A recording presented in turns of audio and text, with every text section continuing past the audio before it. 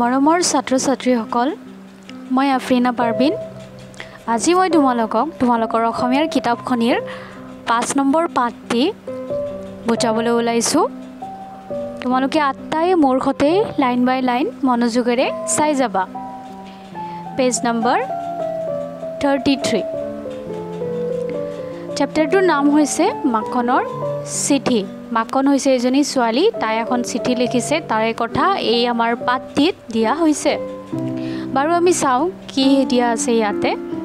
স্কুলৰ চৌহদত কাঠ মিস্ত্ৰী এজনে কাঠৰ আচবাব সাজি আছিল। কাঠ মিস্ত্ৰী এজনে কি কৰিছিল? স্কুলৰ চৌহদত কাঠৰ আচবাব বনাই আছিল।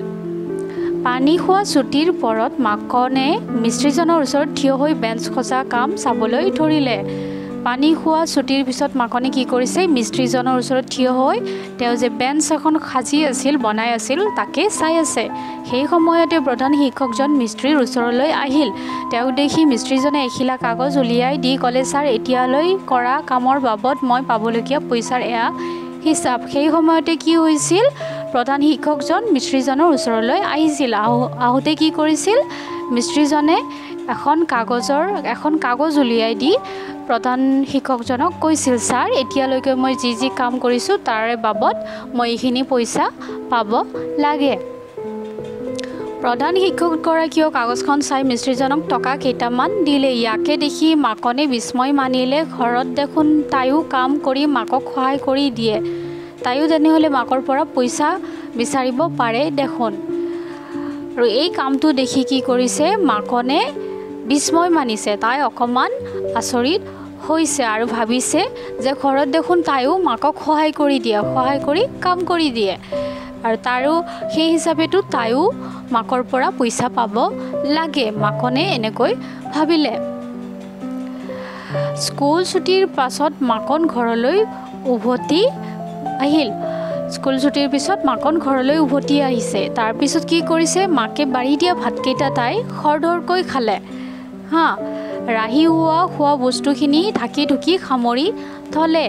ভাত খোৱা বাচনখিনিও ধুলে আৰু কোঠালিটো সাৰি অতালে। কি কৰিছে? স্কুলৰ পৰা ঘৰলৈ গৈ মাকনে কি কৰিছে? ভাতকেইটা, মাকে বাঢ়ি দিয়া ভাতকেইটা খাইছে খৰধৰকৈ, জল্দিকৈ খাইছে। যিখিনি ৰাহি খোৱা বস্তুখিনি তাই কি কৰিছে? ধুনীয়াকৈ ঢাকনি দি সামৰি থৈছে। ভাত খোৱা বাচনখিনিও তাই কি কৰিছে? ধুইছে আৰু তাৰপিছত কোঠালিটো সাৰিছে। তাৰপিছত মাকনে নিজৰ পঢ়া মেজলৈ গ'ল আৰু এখিলা কাগজত তাই কৰা কামৰ হিচাপ দি মাকলৈ এইবুলি লিখিলে। তাৰপিছত কি কৰিছে? মাকনে নিজৰ পঢ়া টেবুলখনলৈ গৈছে আৰু এখন কাগজ উলিয়াই তাই কি কৰিছে? তাই যি কাম কৰিলে তাৰ ওপৰত কি লিখিছে? তাৰ বাবদ তাই কিমানখিনি পইচা পাব, সেয়া তাৰ বাবদ তাই মাকলৈ এখন চিঠি লিখিছে। কি লিখিছে? কাম কৰিলে যে পইচা পায় মই আজিহে জানিলোঁ। মাকনে মাকৰ কাৰণে যিখন চিঠি লিখিছে তাত তাই কি লিখিছে? কাম কৰিলে যে পইচা পায় মই আজিহে জানিলোঁ। ময়ো ঘৰত কৰা কামৰ বাবে পইচা পাব লাগে। বাচন ধোৱাৰ বাবে 1 টকা, সৰা ঘৰৰ বাবে 2 টকা, মুঠতে 3 টকা মোক দিবা।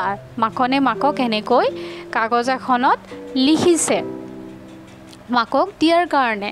মই আজি কৰা কামৰ বাবদ পাবলগীয়া পইচাৰ হিচাপ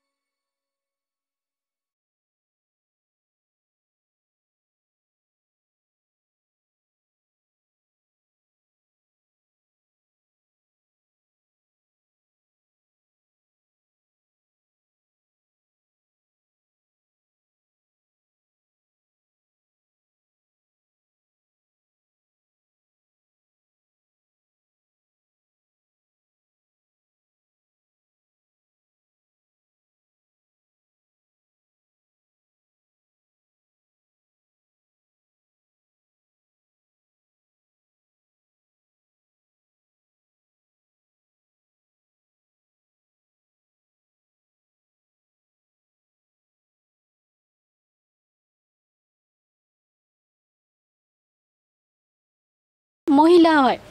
তাৰপিছত ইয়াতে টিকটটো আঠাৰে লগাই দিব লাগে। নাইবা কি কৰিব, অথবা আমি কি লিখিব পাৰোঁ, শ্ৰীযুত, শ্ৰীযুতা, শ্ৰীমান বা শ্ৰীমতী লিখি ইয়াতে নামটো আমি লিখি দিব পাৰোঁ। তাৰপিছত গাঁও বা নগৰৰ নাম, তাৰপিছত ডাকঘৰৰ নাম, তাৰপিছত জিলা আৰু তাৰপিছত পিনক'ডৰ নাম লিখিব লাগে। খামৰ ওলোটা পিঠিত তোমাৰ নিজৰ নাম আৰু ঠিকনা লিখিবা। ডাকঘৰৰ যোগেদি পঠিওৱা চিঠিৰ খামত ডাক টিকট লগাব লাগে। ডাকঘৰৰ পৰা কিনি অনা খামত টিকট লগোৱা থাকে। কি কৈছে, ডাকঘৰৰ পৰা যিবোৰ আমি ডাক টিকট কিনি আনো, ডাকঘৰৰ পৰা কিনি অনা খামবোৰত কি থাকে, টিকট লগোৱা থাকে। দোকানৰ পৰা কিনা খামত টিকট লগোৱা নাথাকে।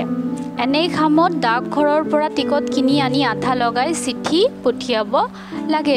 দোকানৰ পৰা যিবোৰ খাম কিনা হয় তাতে ডাকঘৰৰ পৰা টিকট কিনি আনি তাতে আঠা লগাই দিব লাগে। চিঠি লিখাৰ সময়ত এইবোৰ কথা মনত ৰাখিবা।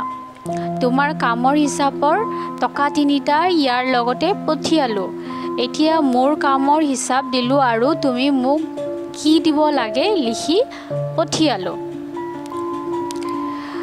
তোমাক তুলি তালি 8 বছৰীয়া, এইবাৰ মাকে লিখিছে, মাকে তাইৰ কাৰণে বা মাকে মাখনৰ